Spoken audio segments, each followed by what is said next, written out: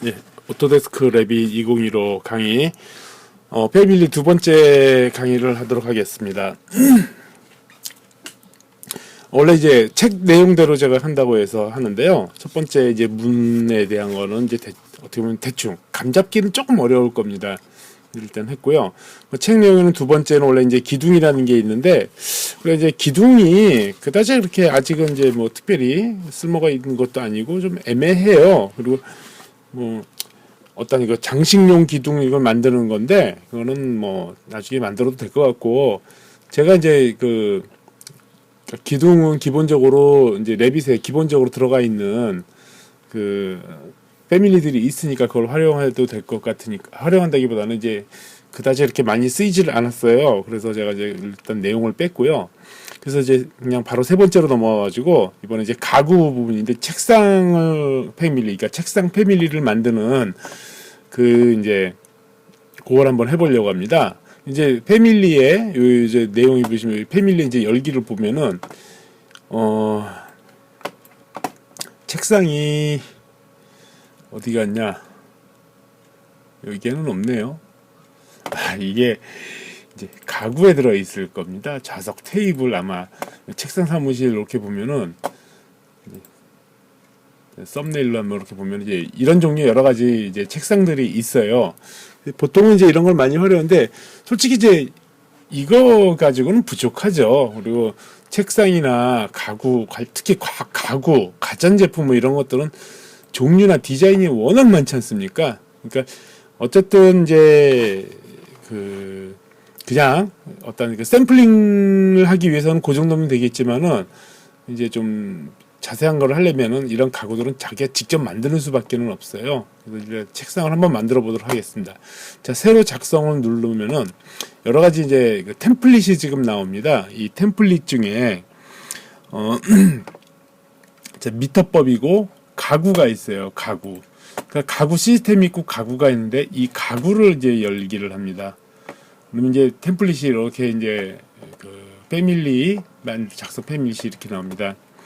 이제 여기 보면 이 점선이 보이지 않습니까? 이 점선은 우리가 이제 중심선 또는 기준선으로 생각할 수 있는데, 사실은 선이 아니에요. 이 면이에요, 면. 이 상태에서 3D로 보일라나? 보이지는 않죠. 이 표시? 이게 아니구나. 예, 가시성 어디서 이걸 조정할 수가 있을 텐데, 보면은 이렇게 면이 이렇게 하나, 그러니까 이거를 이제 다시 잠시만요. 이제 보면은 요게 이제 요 면인데, 이 평면에서 보니까 선처럼 보이는 겁니다. 이게 Z축이죠. 이게 이제 X축이 Y축이면 Z축으로 이렇게 펼쳐져 있는 면이 두 개가 있습니다. 그래서 요거는 가로 이제 참조평면이 되는 거고요. 그다음에 이제 요거는 세로 참조평면이 되는 겁니다. 그러니까 요거를 이제 선이라 생각을 하시면 안 돼요. 왜냐면 우리가 하는 거는 2차원 DWG 파일을 만드는 게 아니라 3차원 입체를 만드는 거기 때문에 입체적인 기준으로 생각을 해 주셔야 됩니다. 이제 뭐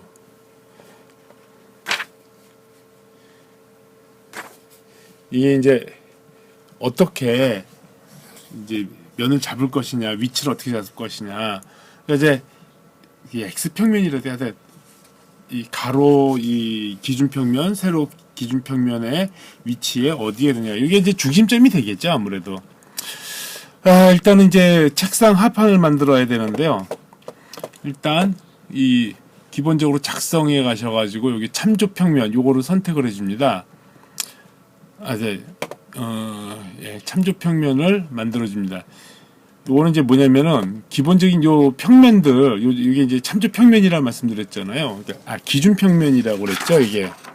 참조평면, 미안합니다. 자꾸 왔다 갔다 해서. 요 참조평면이 여기에 있는데, 이제 또 새로운 거를 만드는 겁니다.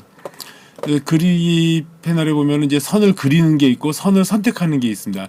이 선을 선택을 해가지고, 그 다음에 이제, 간격 띄우기는 뭐냐면은, 이제 선을 그리더라도 얘를 기준 삼으면 얘에서 얼만큼 띄어가지고 그려지느냐, 요거를 이제 하는 겁니다. 그래서 이제 일단은 간격 띄우기에 여기에는 이제 900mm를 띄워서 그린다 생각을 하면 됩니다. 그다음에 이제 참조 평면의 중심에서 딱 그러면은 자, 이쪽에 선이 보이죠. 여기 선이 이쪽에 선이 나타나죠. 이 상태로 이렇게 딱 하면은 이게 참조 평면이 하나 더 생겼습니다. 또 이쪽으로 살짝 가면은 여기 또 이렇게 생깁니다. 그러니까 여기 좌우로 갈 때마다 생기죠. 여기서도 마찬가지입니다. 여기 지금 겹치는 거, 여기 이제 겹치게 되고 이쪽으로 가면 여기 또 하나 생기게 되겠죠.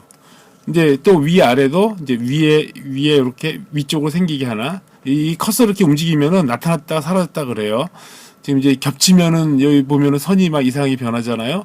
예, 그것처럼 이렇게 두게 되고 밑으로 이렇게 해서 이렇게 해서 이렇게 사각형의 어떠니까 참조 평면이 두 개에서 이제 하나 둘 셋 해서 6개로 지금 늘어났습니다. 근데 이제 제가 여기서 실수를 한 게 하나 있네요. 얘는 사실 필요가 없어요. 아예. 자, 잠깐만요. 다시 컨트롤 Z로 사라지게 했습니다. 다시 참조 평면을 하고 얘는 900으로 하면은 안 되고 선 선택으로 하고 여기에 1200으로 해야 됩니다. 그다음에 여기를 딱 선택하면 아래쪽에 1200이 생기게 이렇게 이제 만들어 놨습니다.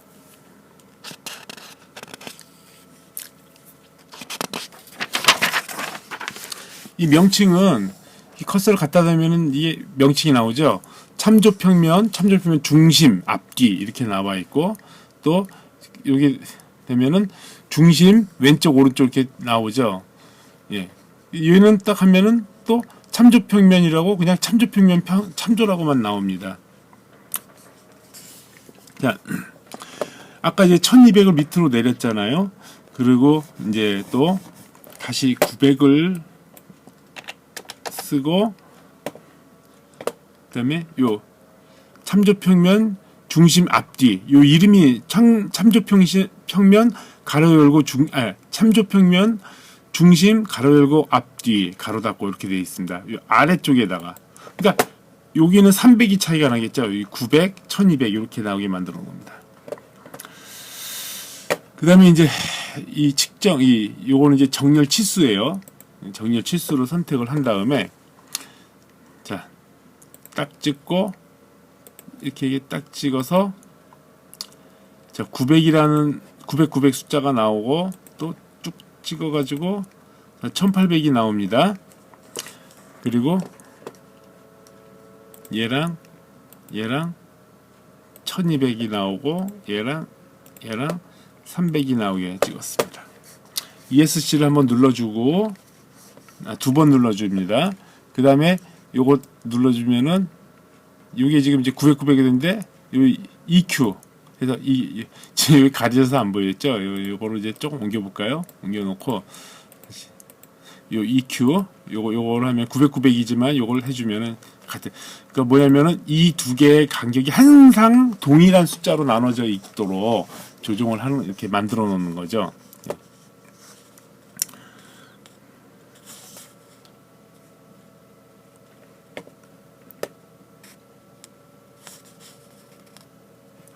자, 그다음에 요 300은 요걸로 잠궈 놓습니다. 요건 뭔 뜻이냐면 왜 그러냐면요. 얘를 옮기잖아요. 자, 같이 움직이죠. 얘는 변하는데 얘는 변하지가 않아요. 그죠? 얘를 잠그지 않으면은 얘 독단적으로 이렇게 움직이게 돼요. 근데 얘를 다시 300으로 놓고 얘를 선택해서 잠가 놓으면 얘는 이제 움직이지 않죠. 근데 얘는 계속 이제 움직일 수도 있는 거기 때문에 보시면 알겠지만 얘는 같이 그러니까 얘를 움직이면 얘가 같이 움직여. 이 열쇠는 이제 그 치수를 잠그는데 사용을 하는 겁니다. 네, 자, 요 1800으로 되어 있는 요거는 이제 좌우 전체 길이가 1800입니다. 요거 선택하고 자, 옵션에 보면은 그 레이블이 여기 없음이라고 나와 있어요. 여기에 매개 변수를 추가한다. 이제 매개 변수를 추가한다면 이런 메시지가 나옵니다. 그다음에 이제 뭐냐면은 요 값은 책상의 폭이니까 여기에다가 이제 한글로 해도 됩니다. 아이고 영어로 됐네. 폭이라고 입력을 합니다.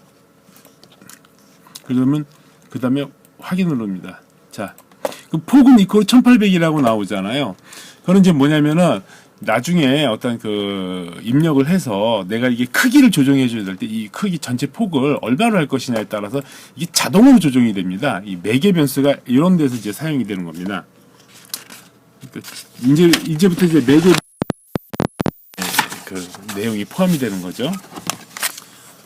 그다음에 이제 요 1200도 마찬가지로 레이블을 바꿔줍니다. 이 폭으로 하면 이게 폭으로 바뀌겠죠. 그냥 매개 변수. 매개 변수 충원하면 새로운 매개 변수가 나와서 요거는 이제 깊이가 된다고 해서 깊이, 책상의 깊이죠. 그래서 확인을 딱 넣어주면 앞으로 이제 이 치수는 깊이가 1200이 됩니다. 요 300은 고정이 된 거고요. 깊이를 몇을 하느냐, 요거는 이제 외부에서 조정해 줄 수가 있는 겁니다. 그러니까 쉽게 말하면 뭐냐면 이 그 정렬 치수의 이름을 정해 주는 겁니다. 그러니까 이 정렬 치수는 깊이이고 크기는 지금 1200. 1200은 뭐냐면 숫자가 중요한 게 아니라 그 디폴트 값이라 그러죠. 그러니까 미리 지정된 가격이에요. 그러니까 우리가 이제 상식적으로 이게 이제 영어식이라 가지고 이런 식으로 나오게 영어 문법식이라서 그러는데 한국식이라면은 먼저 그 정렬 치수라는 걸 만들어 놓고 정렬 치수를 깊이라는 이름을 지정을 해 놓은 거죠. 그러니까 정렬 치수가 아니라 그러니까 깊이라는 이름을 가진 정렬 치수를 넣어 놓고 그 값을 1200을 입력을 해야 되는데 이게 이제 그렇게 지정하려면 또 새로운 명령어 새로운 게 들어가잖아요. 그래서 그냥 아예 정렬 치수를 넣고 그 정렬 치수의 이름을 깊이라고 정해줘 버리는 겁니다. 그러니까 사실은 이 1200은 언제든지 변할 수 있는 값인데 그러니까 기본값을 넣어놓은 건데 그걸 가져가는 거예요. 그러니까 아이디어의 생각을 바꿔야 된다. 우리는 보통 어떤 그 함수나 이런 걸 했을 때 어떤 이름을 먼저 정해놓고 그 이름의 값을 집어넣잖아요. 여기는 뭐냐면 값을 먼저 정해놓고 그 값에다 이름을 정해놓는 겁니다. 더 웃기는 건 뭐냐면 우리는 이름을 정해놓고 이름은 변하지를 않아요. 그리고 그 값이 나중에 변한다. 그렇기 때문에 그 값에 대해서 중요하게 생각하지 않는데 이 케이스 같은 이 경우 같은 경우는 뭐냐면 값을 먼저 이렇게 집어넣어요. 이 값은 언제든지 변할 수가 있어요. 근데 이 변할 수 있는 값의 이름이 이제 폭 또는 깊이 이렇게 매개 변수라는 거로 이제 지정이 되는 겁니다. 그러니까 어떤 그 사고의 전환이 좀 필요한 부분이니까 이런 부분을 좀 이해를 해주시기 바라겠습니다. 이제 프로젝트 탐색기 저번 시간에 이 프로젝트 탐색기를 어떻게 하는지 뷰에 사용자 인터페이스에서 지정한다라는 거 보셨죠? 그다음에 뭐 탐색기 저기 이제 구성 어떻게 되냐 이것도 있네요. 이건 넘어가요. 하여튼 이제 이 탐색기 프로젝트 탐색기에서 이제 인면도를 열어요. 이렇게 인면도를 열어서 앞면 여기는 이제 인면도 보시면은 그 동쪽 서쪽 이게 아니라 앞면 뒷면 왼쪽 오른쪽 앞면을 엽니다. 자 여기 보시면 알겠지만은 자 이게 뭐죠? 참조평면 중심 왼쪽 오른쪽이에요. 그 다음에 요거는 참조평면 그냥 참조 레벨로 돼 있어요. 여기에는 지금 하나만 있는 게 아니라 여러 개가 들어가 있죠. 아까 평면에서 봤을 때 그 여러 개가 있었는데 지금 이제 이렇게 만들어진 겁니다. 하여튼 알겠죠? 이게 선이 아니라 면이라는 거를. 자, 그 다음에 이제 또 기준 패널에서 참조평면 클릭을 하고 그리기 패널에서 이제 선 선택을 한 다음에 옵션에 이 간격 띄우기를 700을 입력을 합니다. 이 값은 임의 값이에요. 꼭 700이 되는 게 아니라 대충 추산해서 넣는 겁니다. 이렇게 지정을 한 다음에 참조 레벨 위에 이 점선이 보이죠? 여기 점선 나타나죠? 여기에다가 이 아래로 해도 돼요. 근데 이제 위에다가 합니다. 700에 이 참조평면을 하나 그립니다. 그다음에 ESC를 2번 눌러가지고 이제 빠져나와요. 그다음에 이 새로운 참조평면을 딱 지정을 한 다음에 특성 팔레트 아이디의 여기 데이터가 여기다가 이제 이게 이제 상판이에요. 여기는 이제 바닥이고요. 여기에다가 상판 기준이라는 이름을 지정합니다.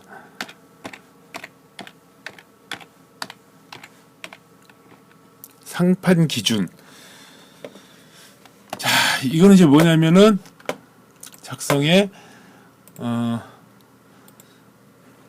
참조 평면에 보면 상판 기준이 있죠. 중심 앞뒤, 중심 왼쪽 오른쪽이 있고 그냥 참조 레벨이 있고 상판 기준이죠. 어떤 기준면이 뭐라 그랬어요? 이게 그림을 그리기 위한 하나의 기준. 여기서는 선이지만 3D로 보면 이게 그러니까 이 지금 이제 여기는 이제 요게 Y축이 되나요? Y축이 될 거예요, 아마. X축이죠. X축. Y축은 이제 보이지가 않죠. 깔려 있으니까. 요거가 이제 Z축인데 그 XY축으로 본다면 평면이 그려지는 거고 이제 옆에서 이렇게 앞면에서 봤을 때는 그냥 평면 모양으로만 그려지는 겁니다. 이 작업 기준면에 이름을 정해주는 거예요. 이 아이디는. 그러니까 뭐 예를 들면은 그냥 참조 레벨 돼 있고 이 가운데 거 보시면 여기 아이디 이름에 중심 왼쪽 오른쪽이라고 정해져 있죠. 예. 그처럼 요것도 이제 요거는 뭐냐면 상판 기준이라는 걸 만드는데 아까도 사실은 이런 거는 다 이름을 이렇게 정해줬는데 이름을 안 정해줬어요. 그러니까 이름 없는 그 참조 레벨이 그러니까 참조 평면이 되는 거고 얘는 이제 이름을 정해준 거죠. 상판 기준이라고. 자, 그래서 쭉 대보면은 상판 기준이라는 이름으로 되어 있습니다. 클릭을 해도 이렇게 상판 기준이라고 나오네요. 자, 요거는 왼쪽 있죠. 이름이 나오네요. 이렇게 클릭을 하니까. 예. 이름이 없으니까 안 나오죠. 자, 이름이 이렇게 나옵니다. 높이는 700이라고 나오고, 요걸 이렇게 여기서 클릭을 해가지고 이 숫자를 넣어주면은 이제 이 간격을 조정이 되겠죠. 그러니까 수치 조절이 보기보다 생각보다 굉장히 쉬워요. 그렇죠? 근데 뭐 이렇게 숫자만 보이면 되지만 클릭을 해제하면은 안 보이잖아요. 그러니까 이제 이 정렬 치수를 이제 넣어주면은 좋겠죠. 이렇게 700. 예.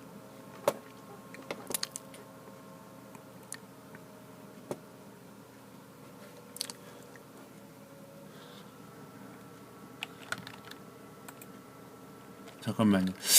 여기서 조심해야 될 부분이 있어요. 이게 지금 참조 레벨이 있고 참조 평면이 있어요.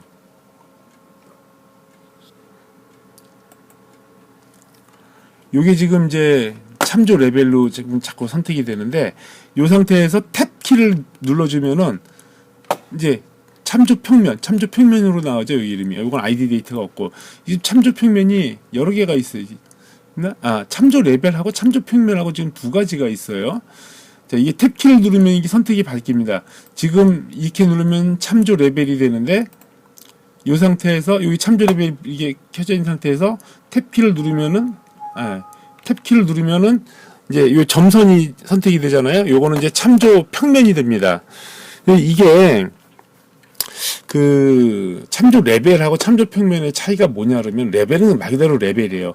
평면은 평면인 거고 그 레벨은 그냥 기준선이라고 해야 되나? 그러니까 기준점 뭐 이런 정도의 그러니까 쉽게 말하면 실제 존재하지 않는 어떤 그 절대적인 좌표 계열이라면 참조 평면은 뭐냐면 이것도 물론 실제로 존재하지 않지만은 내가 기준 상대적인 그러니까 그 유저 그 뭐라지? 그러니까 그러니까 그 오토캐드에 보면은 UCS, WCS 그런 거 있잖아요. 그러니까 절대적인 좌표, 그다음에 상대적인 좌표 이렇게 보잖아요. 이 작업을 하기 위한 그 상대적인 그 어떤 기준면 그거는 이제 참조 평면이고 참조 레벨은 절대적인 건데 지금 이 그 참조 레벨에 이 정렬 실수를 넣으려면은요. 자, 이게 지금 참조 레벨 선택이 된 거예요. 참조 레벨이 아니라 이 참조 평면이 선택이 돼야 됩니다. 근데 아무 생각 안 하고 이렇게 선택을 하게 되면 자꾸 참조 레벨이 우선권이 있는지 계속 얘가 선택이 돼요. 이때는 그 뭐냐면 이게 탭 키를 누르면 됩니다. 탭 키가 어디 있는지는 아시죠? 키보드 맨 왼쪽 위에서 두 번째나 세 번째인가 캡스락 위에 탭키 있지 않습니까? 그걸 눌러주면 이 선택이 전환이 됩니다. 요거는 이제 보통 그 3D Max를 좀 쓸 줄 아는 분들은 요거 자주 사용을 하는데 오토캐드 사용하시는 분들 오토캐드도 이게 먹나요? 제가 해보질 않아가지고 모르겠네요. 하여튼 그 부분은 잘 모르는 부분인데 여기 탭키로 가지고 선택할 거를 바꿀 때 사용을 합니다. 이렇게 해줘서 꼭 반드시 이제 참조 레벨이 아니라 참조 평면. 왜냐면 참조 평면은 움직일 수가 있으니까. 이 참조 레벨은 물론 참조 레벨도 바꿀 수는 있지만 어떤 연동하기에는 좀 부담감이 많아요. 그다음에 이제 요 새로 생긴 요 참조 평면도 그 이름을 이 뭐야 이게 참 죄송해요. 이 수치도 요거를 이제 그 레이블을 바꿔줘야지 됩니다. 매개 변수는 요거는 이제 높이 수치니까 여기가 상판 기준이라고 나오면은 상판 기준이라고 되겠죠. 높이. 그래서 높이가 700이 되게 이렇게 지정을 합니다. 자, 이번에 이제 기본적인 어떤 그 참조 평면은 이제 준비가 다 됐습니다. 그럼 이제 다시 평면에 참조 레벨을 2번 클릭을 해가지고 이쪽 이제로 넘어옵니다. 자, 일단 이제 홈 다시 이 보면은 계속 이렇게 수정 치수로만 돼 있어요. 이 어쩔 수가 없습니다. 이 레빗의 장점이자 단점이에요. 그냥 그러려니 하십시오. 작성에 이제 돌출로 들어갑니다.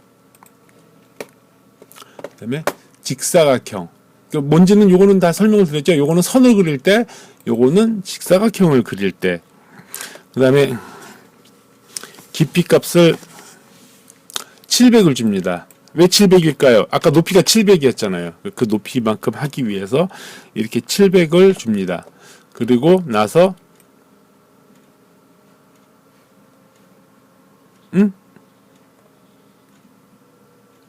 얘가 왜 이렇게 되지? 잠깐만요.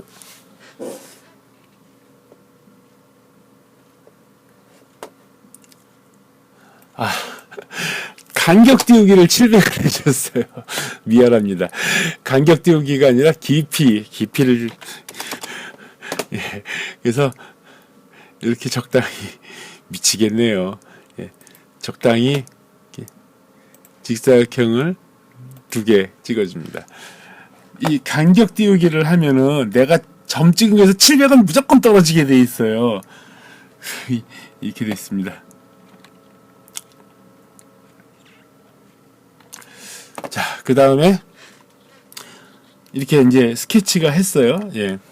그 다음에 이제 정렬 치수를 해서 이 2개의 치수를 넣어줍니다. 각자 이렇게 넣어주면 되죠. 자, 이 가운데 점점 생겼죠. 이건 뭐냐면 위치가 같아지는 겁니다. 얘는 100이고 얘는 108이 돼 있네요. 일단 ESC를 2개 누르고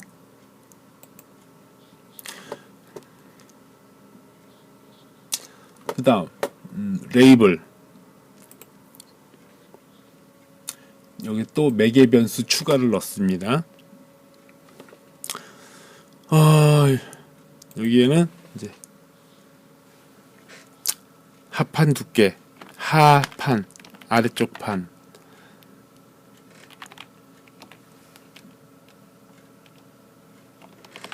두께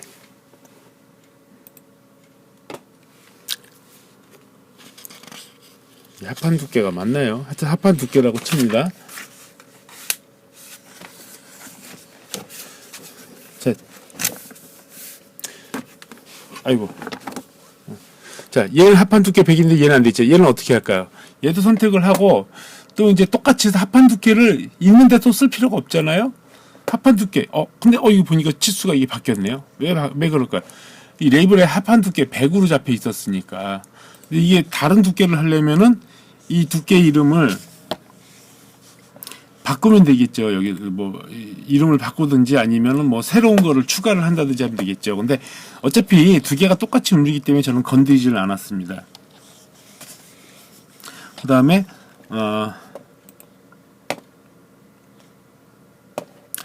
특성 패널에서 이 특성 패널에 보면 이제 패밀리 유형이라고 나와요.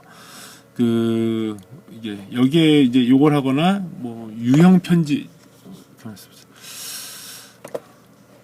특성 팔레트에서 이제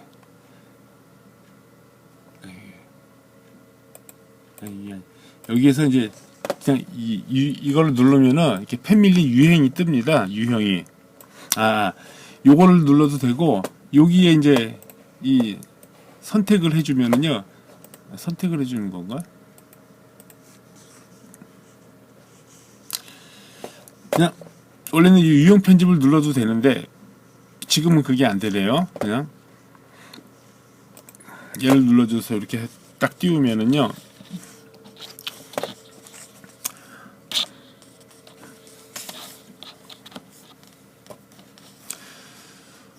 자, 여기 합판 두께가 값이 100으로 되어 있는데 얘를 이제 그 70으로 바꿔줍니다.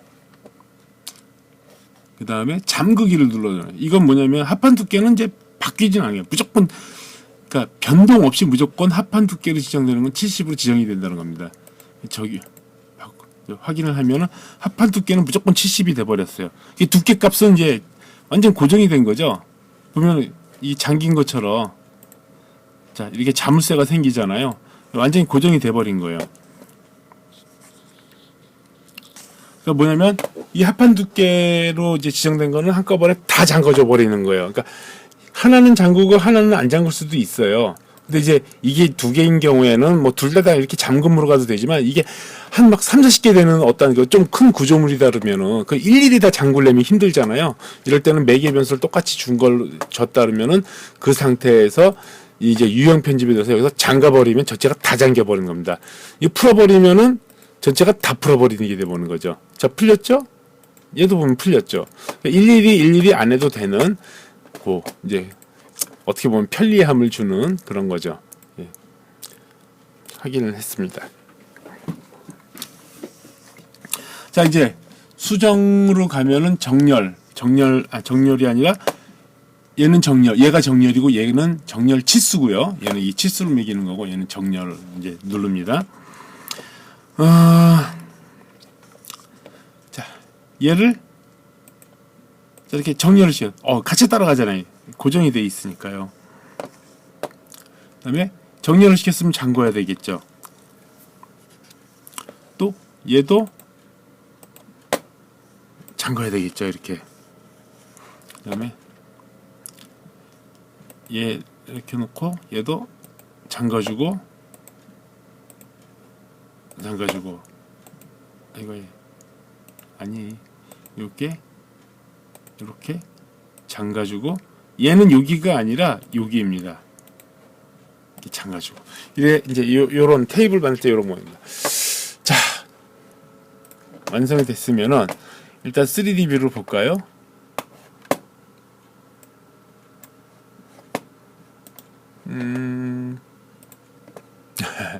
줌이 좀 안 맞았었어요. 자, 이렇게 판이 두 개가 생긴 거예요. 이게 하판이 맞아요. 이게 양 사이드 판이어야 되는데 왜 이걸 하판이라고? 하판 두께?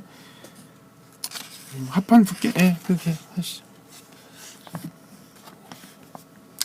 다시 이제 앞면 뷰로 가면은 자 이렇게 만들어져 있어요. 이렇게 수정 패널에 다시 정렬을 잡고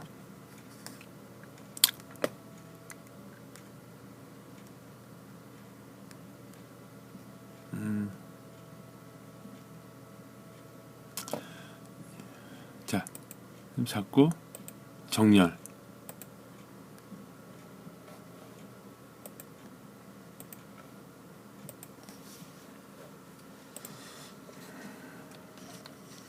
이제 원래는 얘를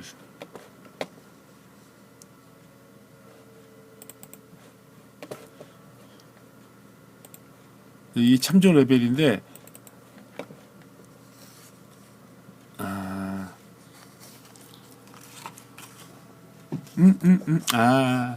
제가 이제 완성을 시켜서 이게 해줬는데 어쨌든 이제 이렇게 정렬이 된 겁니다. 이게 지금. 자, 다시 평면으로 가겠습니다. 평면으로 가셔가지고 자 다시 작성에 돌출로 갑니다. 그다음에 지금 작업 기준면은 우리가 특정되어 있지가 않았어요. 지금 뭐 참조 레벨, 그냥 참조 레벨 어딘지 아시죠? 아까 기준 레벨이라 했잖아요. 그쪽으로 이렇게 잡았는데 자 작업 기준면 설정을 누릅니다. 그러면 지금 참조 레벨로 돼 있는데 이 참조 레벨에 상판 기준으로 갑니다. 상판 기준으로 확인을 합니다.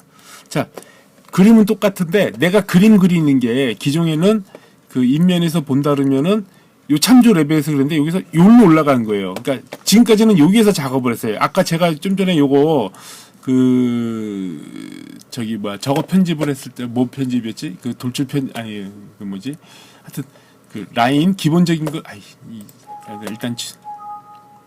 일단 이거 아까 요거 선택해서 돌출 편집에서 보면은 이제 참조 레벨에서 앞면에서 보면은 이 밑바닥에 있었잖아요. 제가 여기다가 그림을 그린 거예요.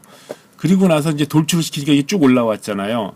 이제 지금은 뭐냐면 이 상판 기준에서 작업을, 그러니까 여기서 작업을 하면은 높이를 700을 띄우고 뭘 해야 계산을 해야 되지만 미리 작업 기준면을 700으로 올려놓고 나면은 그 다음부터는 굳이 이제 이제 막 몇을 띄고 뭐도 하고 뭐 이럴 필요가 없는 거죠. 자동으로 그냥 띄워지는 거죠. 자, 이건 뭐냐? 참조 평면을 자, 상판 기준으로 바꾸는 거예요. 또 이제 참조 레벨 이렇게 자, 똑같은 건데 뭐냐면 내가 여기서 그림 그리던 건 이제 여기서 그림을 그리는 거예요. 밑바탕 그림이죠. 돌출 편집. 예. 그러니까 이 참조 레벨인데 쉽게 말하면 원래는 이 평면에 참조 레벨 말고 여기에 상판 기준, 그러니까 이 상판 기준이라는 사실은 평면도가 또 들어가야지 되는 건데 그게 없고 그냥 여기에서는 그냥 이런 참조 평면을 가지고 작업을 하게 된다. 이제 이걸 내가 왜 눌러? 내가 여기서 이제 참조 평면을 누르면 이런 참조 평면 어디다가 그림을 그릴 것인지 뭐 여기 참조 평면을 만들고 여기 만들 수 있고 여기도 만들 수 있는 거예요. 그러니까 제가 작업할 수 있는 공간을 만드는 게 이 참조 평면이라면 이 설정은 뭐냐면 내가 만들어 놓은 그 참조 평면들 찾아가는 겁니다. 지금은 상판 기준에 상판 기준에 있습니다.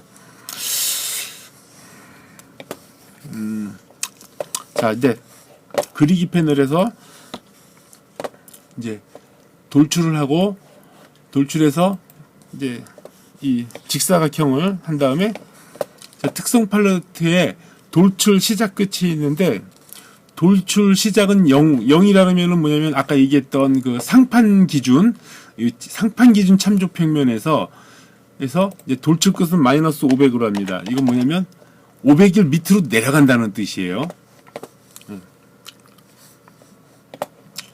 자, 여기에서 이게 적당한 이거 보시면 알겠지만은 돌출 끝을 마이너스 500으로 한다는 거는 깊이를 마이너스 500으로 한다는 거랑 말이 같아요.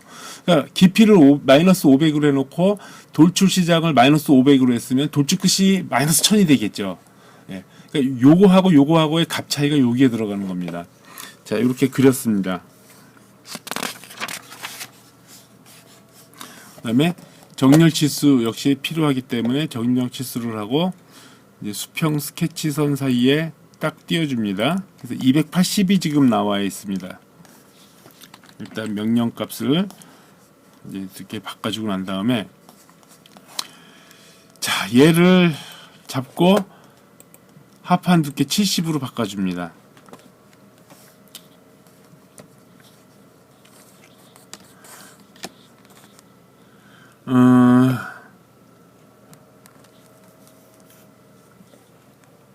그다음에 70으로 해주고 얘는 자동으로 잠겼죠. 왜냐면 합판 두께는 70으로 잠긴 거로 설정이 돼 있으니까요. 그 다음에 이제 정렬을 시켜줍니다. 잠가주고 그다음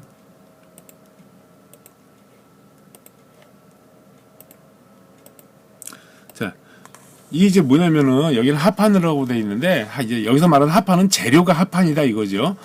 이게 이제 다리 부분이에요. 이제 세로 다리, 가로 다리, 이 다리 끝에다가 맞춘 겁니다. 이제 그래서 이런 그 참조 평면을 안 만들고 가서 이렇게 이제 갖다 달라붙게 이렇게 해서 잠가 놓은 거예요. 그 다음에 이제 모드 완료 딱 누르면은 자, 이렇게 모양이 생긴데 요거 3D를 한번 이제 어떤 모양인지 볼게요. 자, 이렇게 돼 있습니다.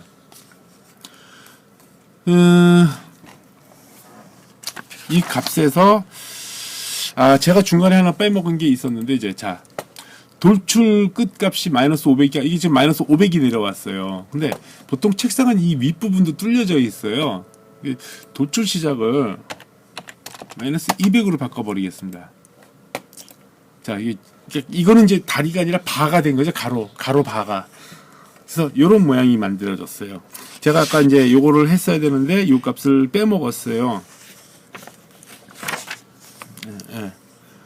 자, 요걸 평면에서 보면은 요런 모양이죠. 3D로 보면은 이제 요런 모양이 나오고, 참 뭐 바로 이제 평면 요런 모양인데, 자 3D로 쭉 보면은 자 요렇게 이제 아시겠죠? 이 하판이라는 건 뭐냐면 그 상판을 이 위에 얹히는 걸 상판이라고 합니다. 제가 마이크를 떨어뜨렸네요. 이 위에 올리는 거를 이제 상판이라 그러면은 밑에 있는 걸 하판이라는데, 사실은 다리하고 그러니까 그 브릿지 다리가 아니죠. 레그라 그래야 되나요? 예, 테이블 레그, 그다음에 이제 가로, 지지대, 판 이렇게 만들어진 겁니다. 그다음에 이제 책상 상판을 만들어야지 됩니다. 다시 참조 레벨로 갑니다. 그다음에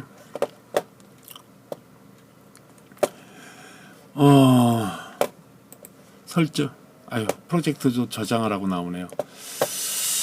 네, 그냥 패밀리 이름 따로 안 정하고 이렇게 정합니다. 상판 기준으로 되어 있습니다.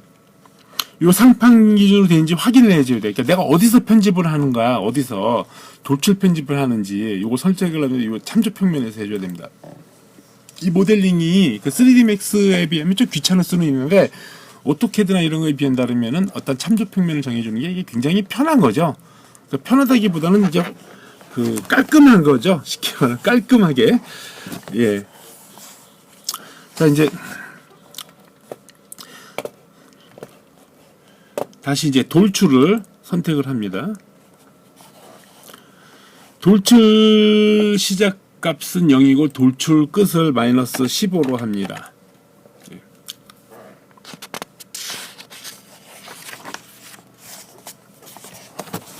그 다음에 이번에는 그 직사각형 안 하고 선으로 합니다. 선으로 해서, 자, 이 다리 끝에 이 세 군데, 자, 끝에 이렇게 분홍색 사각형이 생기면은 점이 맞는다라는 뜻이죠. 예. 그때 이게 참 그래요. 자, 여기 상태에서 여기 보니까 이제 시작 끝 반지름 호를 선택을 합니다.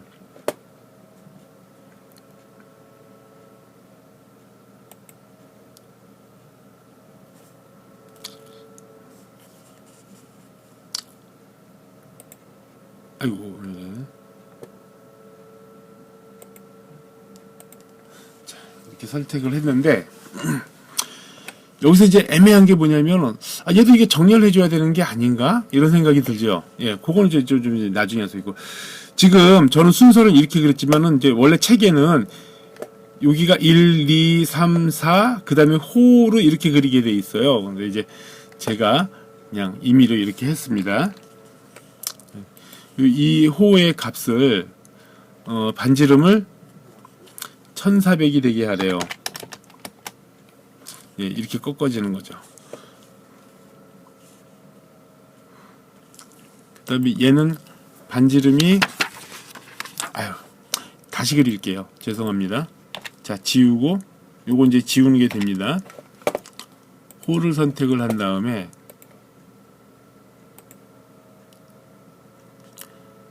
이제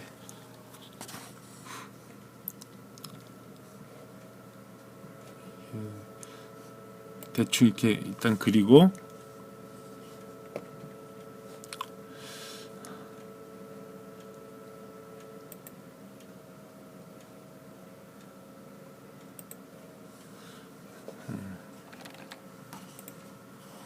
얘가 1400 정도가 돼야 된다 그러네요. 예. 그래서 이렇게 해서 1400 정도가 그려지고 나면은, 요거는 이제 대충 게 하라고 돼 있는데, 그래도 900?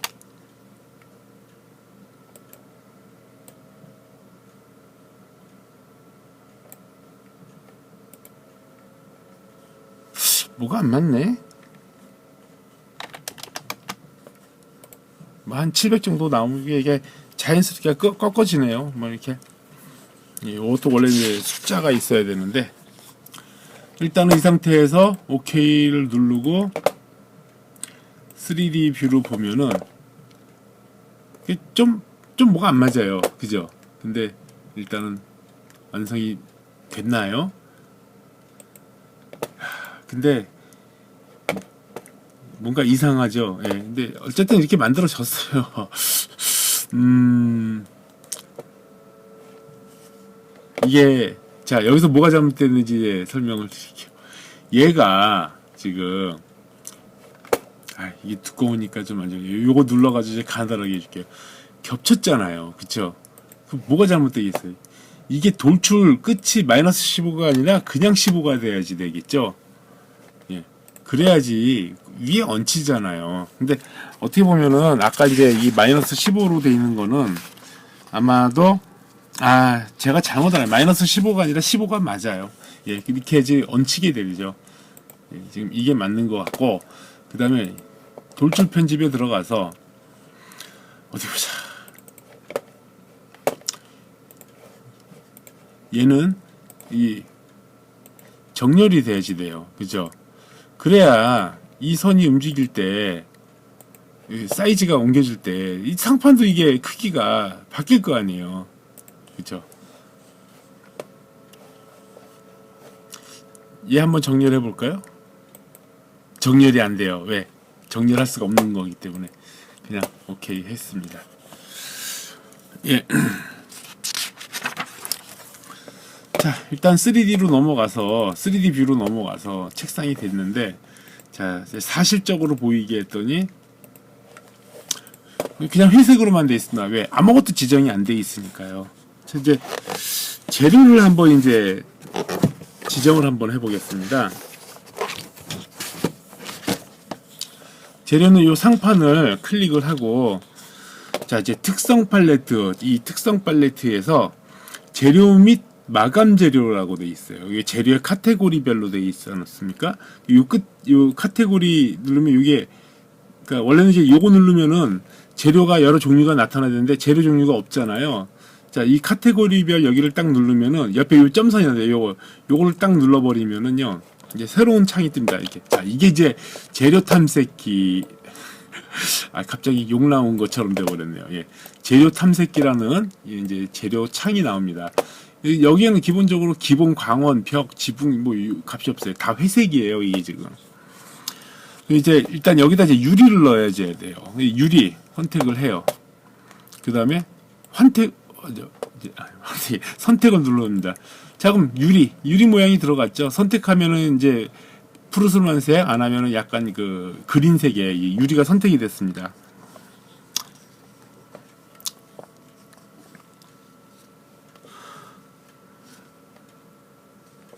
자, 책상 전체를 선택을 합니다. 책상 전체를 선택한 상태, 이 상태에서 죄송합니다. 지금 책을 세워놓은 게 이제 책을 보면서 설명을 하는데 이 책이 넘어가고 있어가지고, 예. 자, 이 상태에서 Shift 키를 누르고 이 상판을 딱 클릭을 합니다. 그러면은 상판이 클릭해서 재배가 돼 버렸어요. 그죠? 컨트롤 키보드의 컨트롤 키를 누르면은 이 커서 위에 십자가가 생깁니다. 그거는 뭐냐면 추가로 선택할 때, 그 다음에 Shift 키를 누르면 마이너스가 생깁니다. 이건 뭐냐면 빼기, 그러니까 그 제외를 시킬 때 이렇게 사용을 하는 겁니다.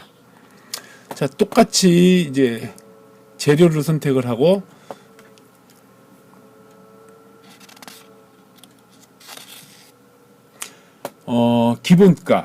기본값을 누르고, 그 다음에 좌측 하단에 있는 이제 이게 죄송합니다.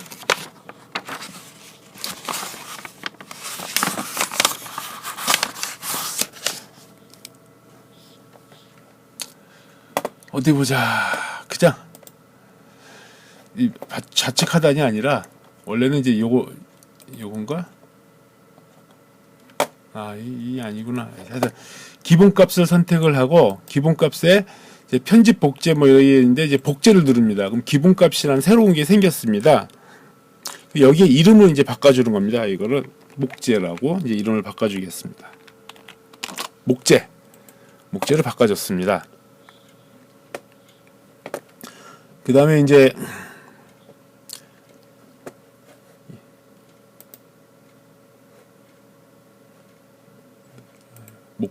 목재가 돼 있고 어디 보자. 목재 이 아래 여기서 이제 목재를 하고 여기에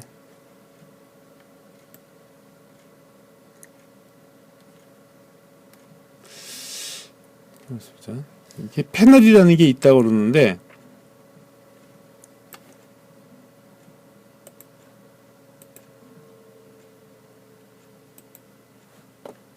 지금 여기 보면 오토데스크 재료가 있고 AEC 재료가 있는데 똑같아요. 그냥 AEC 재료를 해도 돼요. 여기에 이제 목재를 선택을 한 다음에 이제 이 모양 중에서 그 패널링 갈색이라는 게 있다고 그러는데 있나?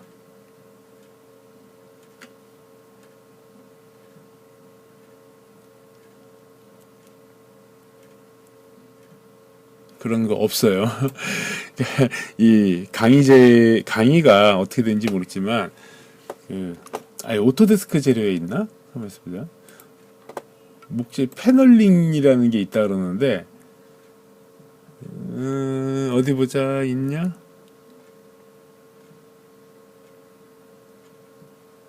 없네요. 예, 없는데 지금 이제 책은 있다고 나와요. 이게 이 책은 옛날 거 기준이어서 그럴 거예요, 아마. 그러면은 보통 책상은 이제 티크를 많이 쓰죠. 아니면 호두나무나 이런 거 많이 써요. 여기서 이제 적당한 거 목재 널판지 이런 건 안 됐죠. 안 좋죠. 이건 널판지니까 그냥 가구는 보통 티크를 많이 쓰니까 티크가 너무 붉은색이 티크 이거 좀 안 좋은데 합판 호두나무 너무 어두운데 뭐 이게 미송으로 할게요. 미송문이 많이 쓰잖아요. 자, 미송 뭐야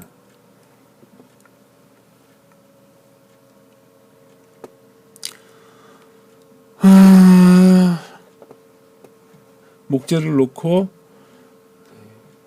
미송을 선택을 합니다. 이게 맞나?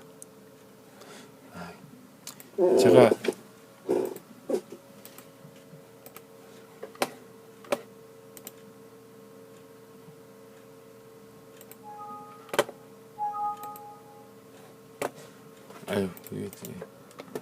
삭제.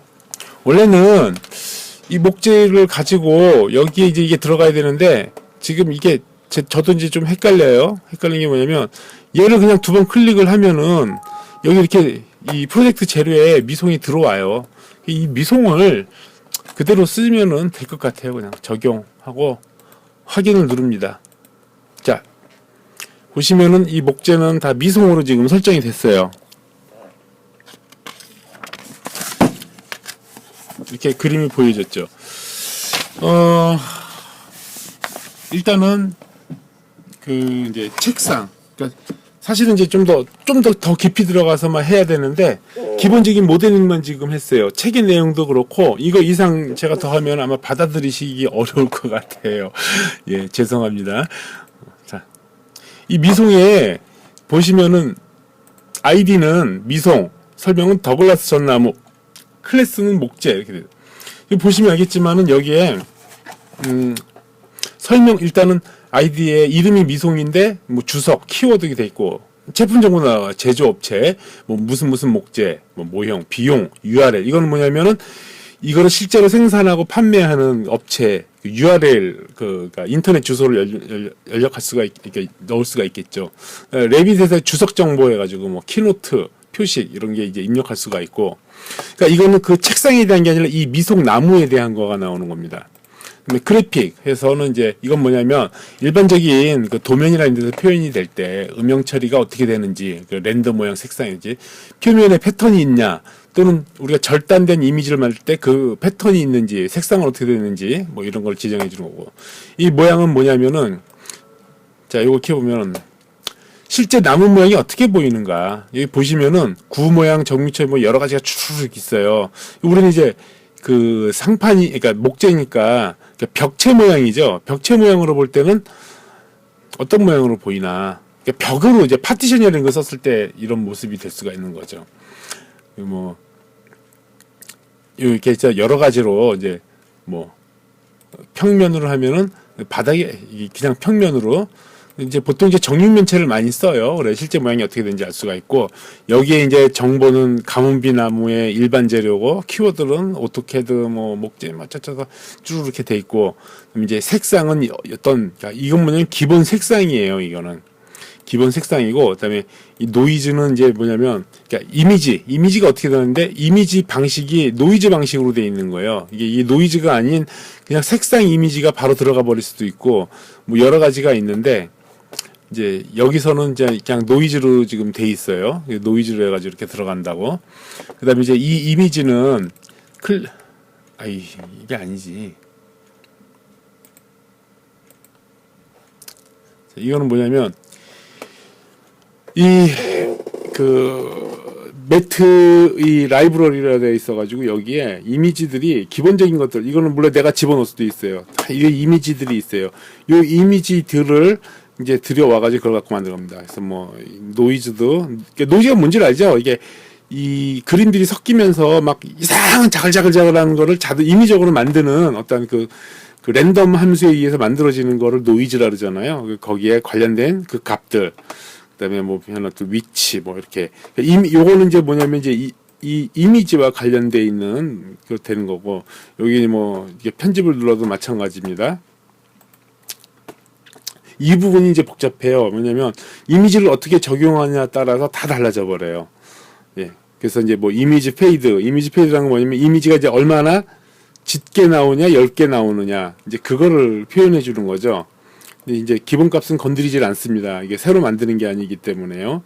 그다음에 강조를 할 때 이게 금속인지 아닌지 이걸 선택을 할 수가 있고요. 뭐 윤기, 이제 윤기를 높여버리면은 뺀질뺀질해져요.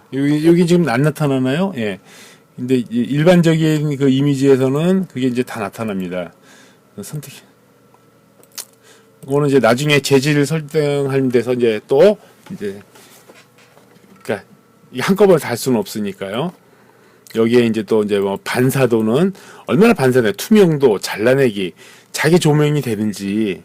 범프는 뭐냐면, 범프는 이렇게 우들두들해지는 그게 이제 보이는지 안 보이는지, 또 색조는 뭐냐면 어둡게 할 것인지 밝게 할 건지 또 조정해 줄 수 있는, 여기서 이제 지정을 해주는 이 모양입니다. 자, 물리적인 건 뭐냐면 정보가 이제 미송 구조 목재다, 연목이고 어떻게 했다. 자, 기본 열 팽창 계수가 이렇게 들어갑니다. X축 방향, Y축 방향, Z축 방향. 요런 거 여기서 집어넣으면 이게 나중에 그 에너지 관련 열 관리율 계산할 때 자동적으로 나오죠. 기계적인 이제 치수도 이렇게 집어넣습니다. 집어넣은 게 아니라 이건 집어넣어져 있는 거죠. 제가 이제 새로운 재질을 만들 때는 이런 걸 다 넣어줘야 됩니다. 뭐 탄성계수. 탄성계수를 넣어주면 어떻겠어요? 그러니까 애니메이션 하듯이 어떤 그 시뮬레이션을 통해 가지고 반발력이나 이런 걸 테스트할 때 할 수가 있겠죠. 밀도는 뭐 무게나 이런 거를 이제 측정을 할 수가 있겠죠. 전단 개수는 뭐, 그러니까 이게 이 푸아송비라든지 이런 것들은 전부 다 시뮬레이션을 할 때 필요한 게 되는 거겠죠. 자, 강도는 어느 정도 강도, 뭐 평행하게 압축 강도, 뭐 전단 인장 강도 뭐 쭉 나오잖아요. 자, 요거는 뭐냐? 이제 이것도 시뮬레이션 할 때 나오는데 구조 계산할 때 이게 또 써먹을 수가 있게 되는 거죠. 그러니까 어떠한 그 구조재, 기둥, 보호 이런 걸 나무로 만들어서 이 미송으로 지정을 해줘 버리면은 그 값을 가지고 이 값으로 계산을 해서 구조 계산도 할 수가 있는 겁니다. 그 다음에 이제 이게 물리적 성능이라면은 이제 열에 관련된 것도 나옵니다. 예, 여기 보면은 이 열 전도율, 열 전도율이 자동적으로 물리적인 거에서도 여기에 이제 뭐 기본 열 팽창 계수가 이 열 팽창 계수는 저거네요. 그 뭐냐면 온도에 따라서 그 부재가 늘어나거나 줄어들거나 할 수가 있잖아요. 그 개수를 정해주는 겁니다. 그 에너지 관련돼 있는 거는 여기서 하는 거네요. 열 전도율, 비열, 밀도, 방사율, 투과율 요거 집어넣어요. 요것만 가지고 하면은 이제 그 에너지 그 관리 그 뭐라 해야 돼? 이게 에너지 보고서라 그러나 에너지 절약 보고서 작성할 때 이제 자동적으로 나가겠죠. 요렇게 자, 요 재질에서 요거를 이제 지정을 해주는 겁니다. 그래서 여기만 그러니까 집 어떤 주택이든 뭐든 이런 빌딩에서도 그런 성능을 계산할 수 있지만 이런 그 가구재에서도 이거를 정할 수가 있겠죠. 자, 여기 이제 뭐 패밀리 유형에 보면은 여기서는 매개 변수는 깊이, 높이, 폭, 합판 두께 요 정도만 지정이 되어 있는데 요거 말고도 추가로 더 넣을 수 있겠죠. 뭐 필요한 것들이 나중에 써먹기 위한 게 있으면 이제 넣겠죠.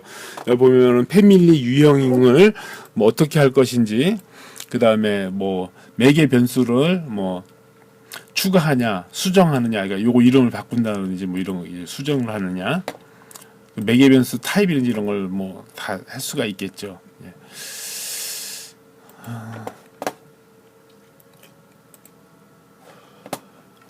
자, 이거를 뭐냐면 패밀리 카테고리예요. 건축에서 지금 가구로 지금 잡혀져 있어요. 이거는 바꿀 수가 있겠죠. 다른 걸로 여기서 이렇게 바꾸면은 얘는 가구니까 가구로 넣겠죠. 자, 이 패밀리 카테고리는 딴 데서 이제 지정할 수가 있겠죠. 그 다음에 이게 안 되나? 여기 보면은 뭐 옴니 클래스 번호 이 뭔지 모르겠어요. 뭐 이런 여러 가지 이제 그 변수를 조정해 주고 이렇게 했어요. 자, 일단 간단하게 어떤 그 이게 뭐라 그럴까요? 책상이라고 그래요. 책상을 한번 만들어 봤습니다. 이번 이제 패밀리 그러니까 패밀리가 지금 이제 이 책에 나와 있는 게 제가 이 책 가지고 설명하는 것 같아서 되게 죄송해요. 제가 원작자도 아니고. 근데 저도 이제 별도로 뭐 교재를 만들기도 뭐 하고 그래서 이해하기 편하게 만드느라고 하는 거니까 이해해 주시고요. 총 14개의 단원에 13개의 그 패밀리를 만들게 돼 있는데 제가 한 2-3개 정도는 아마 빼게 될 것 같아요. 어쨌든 간에 이런 이제 그 패밀리를 그 이제 13개가 진행이 되면서 점점 더 복잡해지고 점점 더 양이 많아져요. 그러니까 차근차근 진행해 나가니까 패밀리를 새로운 걸 만들어 가면서 하는 거라고 생각해 주시고 따라와 주시면 감사하겠습니다. 예, 오늘 강의는 여기까지만 하도록 하겠습니다. 그동안 그 강의 따라오시느라 고생 많으셨습니다. 그 커피 좋아하시는 분은 커피 한잔 하시고 담배 좋아하시는 피시 태우시는 분은 담배 한 대 태우시고 아무것도 안 하시는 분들은 뭐 하고 싶은 거 하시고 또 다음번 강의에서 뵙도록 하겠습니다. 예, 감사합니다.